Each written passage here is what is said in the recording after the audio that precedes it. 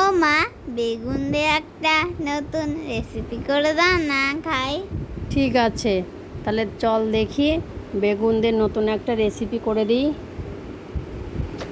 আমার মা বেগুনগুলোকে পরিষ্কার করে জল দিয়ে ধুয়ে নিয়েছে। তারপর আঙুলের মাপে মা বেগুনগুলোকে কেটে নিয়েছে। আমি বেগুনগুলোকে এই যে লবণ মাখাচ্ছি। তো লবণ মাখিয়ে এই যে আমি মশলা তৈরি করতে নিয়েছি। জিরের গুঁড়ো, ধনের গুঁড়ো, আর হচ্ছে লঙ্কার গুঁড়ো আর হলুদ দিয়েছি, দিয়ে জল দিয়ে ভালো করে মশলাটা মাখিয়ে নিয়েছি।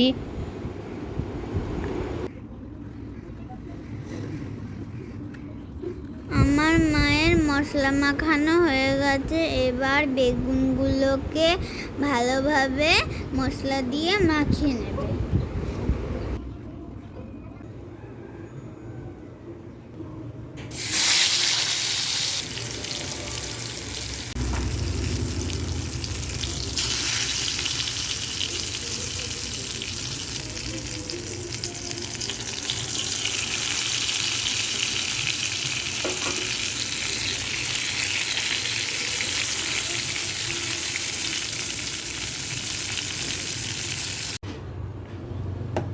বেগুনগুলোকে ভালো করে উল্টে পাল্টে ভাজা করে নিয়েছি, নিয়ে এই যে প্লেটে নামিয়ে নিলাম বেগুনগুলো। আর দেখে বোঝা যাচ্ছে বেগুনগুলো কত নরম হয়ে গেছে।